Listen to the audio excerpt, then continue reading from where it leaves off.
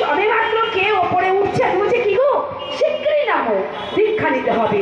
তুমি কি পাগল হচ্ছে এখন দীক্ষা? বলছি হ্যাঁ গো, এ দারুণ ঠাকুরকে পেয়েছি। জানো ঠাকুরের বাণীগুলো কেমন? আমার জীবন চলার প্রতি পদক্ষেপে নাকি ধর্ম জড়িয়ে আছে, আমার আচার আচরণ চাল চরণের মধ্যে আমার ধর্ম জড়িয়ে আছে। এ কেমন ঠাকুর, শিগগির চলো দীক্ষা নেব। ওকে হাত ধরে সঙ্গে সঙ্গে জামা প্যান্ট করে পরিয়ে আমি মন্দিরে এসে দীক্ষা গ্রহণ করলাম। আজকে মন্দিরে যখন আমাদের মন্দিরে ঢুকি, সেখানে একটা বাণী টাঙানো আছে যে আমাদের সকলের গন্তব্য ঈশ্বর প্রাপ্তি, ধারণ পালন সম্বেদ সিন্ধু ব্যক্তিত্ব।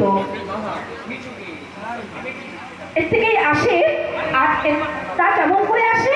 আচার্যের সক্রিয় যদি অনুমতি থাকে, তার থেকে আসে আত্মনিয়ন্ত্রণ, বৃত্তি নিয়ন্ত্রণ, রাষ্ট্র নিয়ন্ত্রণ, সমাজ নিয়ন্ত্রণ।